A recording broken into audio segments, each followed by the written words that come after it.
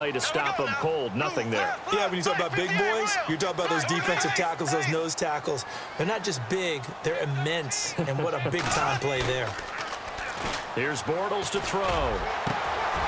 Throwing left side, it's complete. And he's brought down after a good gain. A very solid gain of 27.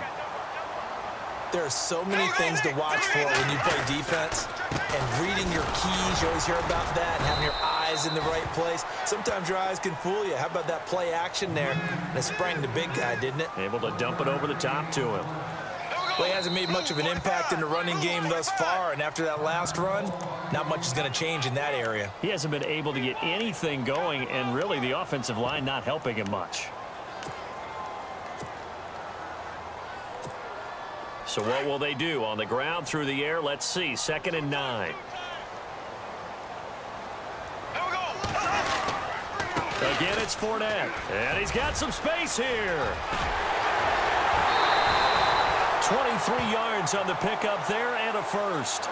I love it. A scout told me that with his running style, this guy's always the hammer, never the nail, but also has the ability to break it off big, too. I was on the field for a game he had last year at LSU, and there were some college boys warming up, and then Leonard Fournette walked in. He is a man. Full grown. Here's a give to Fournette.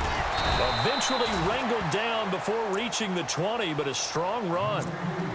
Now whistles come in. We're going to get a timeout here by the offense, as the clock will stop with just under 30 seconds to go in the first half. 2nd down following the run.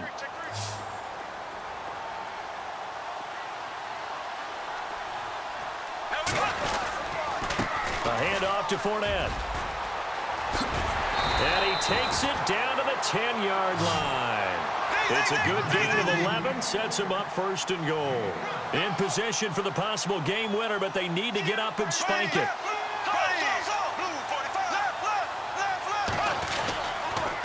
This is Fournette. A good display of power, but it will only get him just inside the 5 to the 4. And they'll burn the timeout with 5 seconds left. A chance to try to add 3 points before heading to the locker room.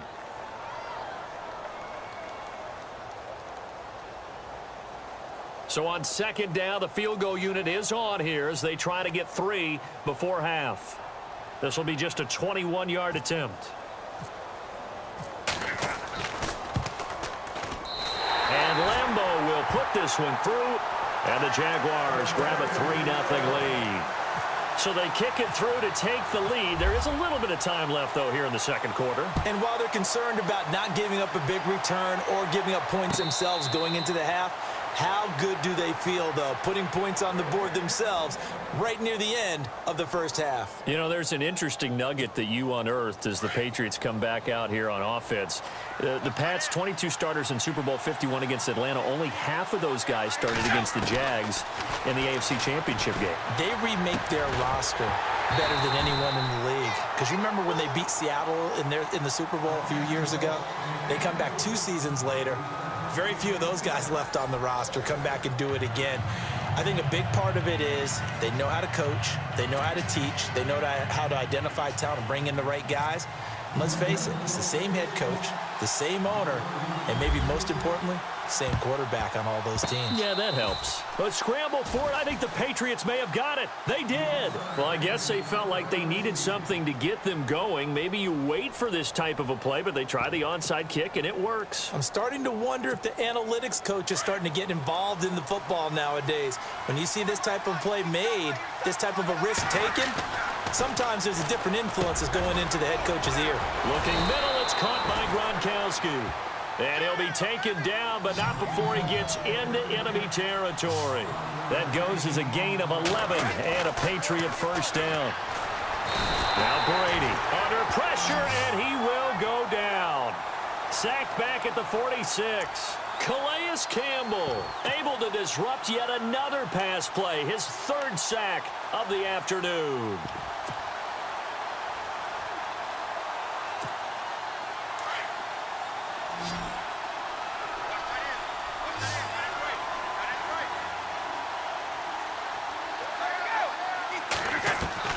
To to throw on second down. Brady over the middle. That's caught by Hogan. And he's brought down. 18 big yards on that one and a New England first down. I'm guessing, partner, that if we're in the huddle with the Patriots right now, there's not a single guy that thinks they have any chance of coming back in this one, especially not with Tom Brady. Yeah, who's Tom Brady? What's he done in the past as far as comebacks are concerned? Yeah, down right now, but that can evaporate quickly with him in the huddle. Into the red zone, it's Brady. That's going to be caught at the 10-yard line. And he'll get it here to the 10-yard line. A gain of 6 there on first. When you see zone defense and you know you've got a drag route on as your primary call, you've got to be really careful as a passer about how far you let your guy go because he might wander into some tough coverage. This will be caught at about the 5. A 5-yard gain, and now they're set up first and goal. I don't know what they talked about at halftime. Whatever it was, it worked. They look like a different team here in the third quarter. Yeah, I doubt that there are very many trash cans that got kicked over, that type of a speech. I think what they did was they analyzed what worked in the first half, what didn't, and figured out a better game plan.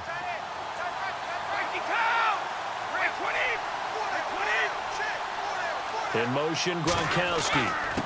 Now Lewis. And he's going to fight his way forward here for a modest gain. And give him 5 that time as they draw a bit closer here for a second and goal.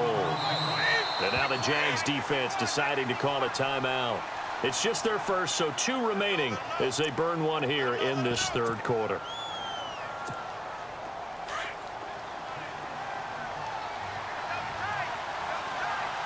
They come out here in the eye. And Brady will sneak it. And he is in. Touchdown, New England. Tom Brady taking it in. And the Pats able to cash in for 6. And the sneak works on second and goal. They didn't wait until it was 4th down to try and get him across. No, and I think if you're the QB, you like these plays. Don't you? I mean, you want to hand it off sometimes, but also prove that you can get it in there as well. Yeah, it makes you really part of the gang, doesn't it? It makes you part of the crew, and it really bonds you with those big offensive linemen because then you get to celebrate with the big fellas.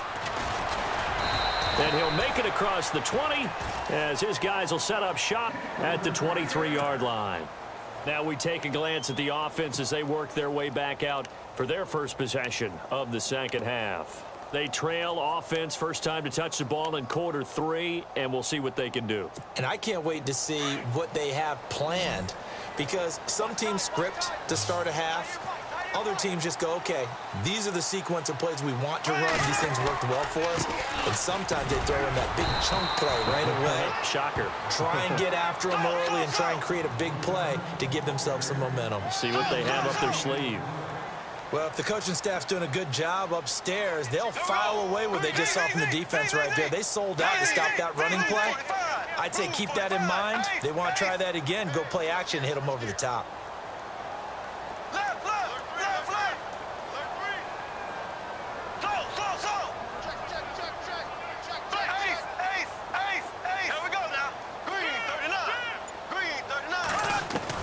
Bortles to throw on second down.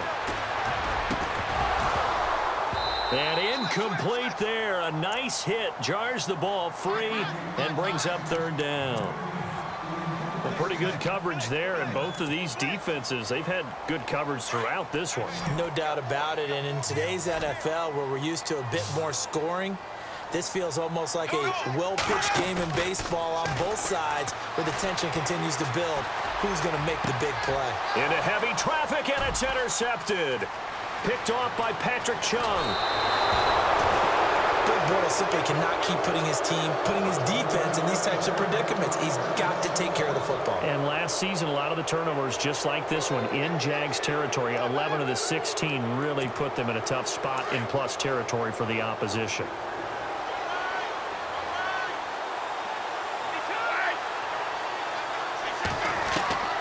So after the INT, it's Brady. Flush to his right.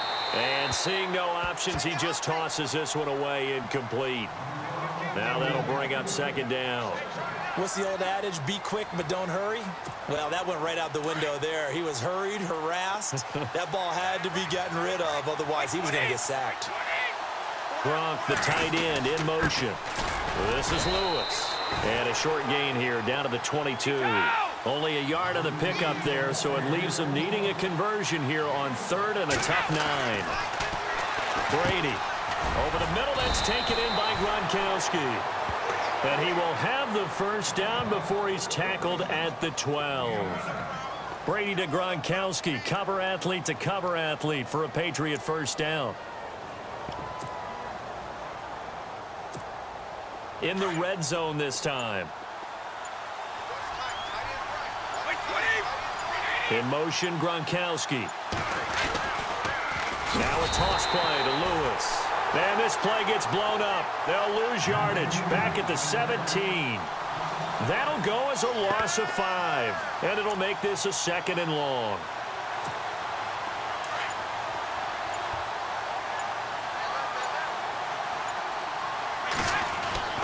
Throwing now is Brady.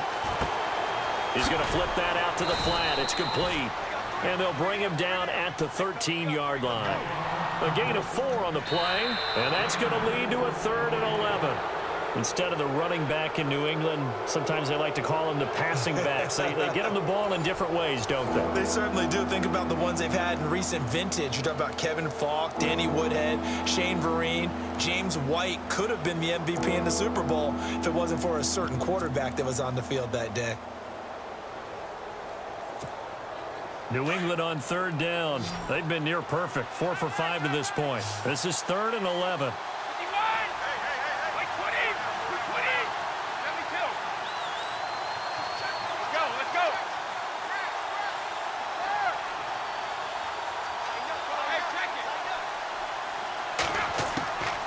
Shotgun now for Brady. Escaping the pressure right. And this is going to be incomplete. Terrific coverage in the end zone that time. Forced him out of the pocket to his right. I thought maybe try and run it there, but no one came open for him. Nice job by the defense of not getting out of their lanes. And the 11-year veteran bangs it through. And they push the lead up to a touchdown now at 10-3. So, Charles, I think from a defensive perspective, you have to look at that field goal there and consider it a win. You were able to keep them within a touchdown, so no question about it. That was the kind of stand that keeps you in ball games. That's fielded in the end zone. And all that work, but he stopped where he ultimately would have been had he simply taken a knee, and that's the 25-yard line. And now out come the Jags.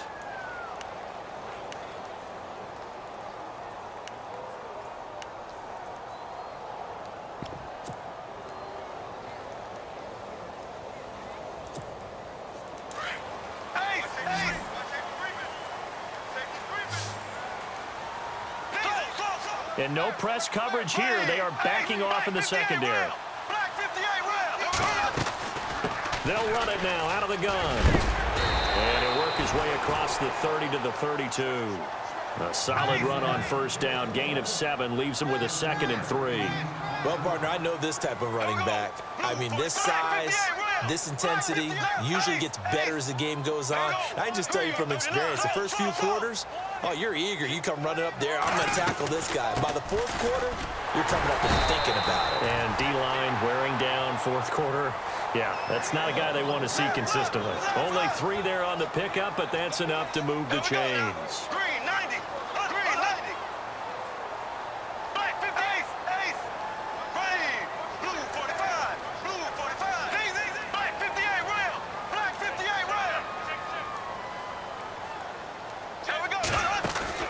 They go play action here on first down. And he finds a man with a crossing route. And they'll get him to the ground, but he got all the way down to the 30-yard line. And that one results in 35 yards. There will always be a place for methodically marching the ball downfield. But when you can pick it up in big chunks and strike like that and have explosive plays, that's often the difference in winning and losing. Those types of plays that can knock a defense off balance, that'll drive a team towards a victory. And able to push his way forward here for a good little gain. Give him 4 on the ground there. They're now left with 3rd and 6. Well, that call makes sense because they've been throwing it well on this drive, and once again, they showed passing formation, showing the shotgun. Then they ran out of it. That's a nice play by them defensively. And he takes it in. Touchdown, Jacksonville.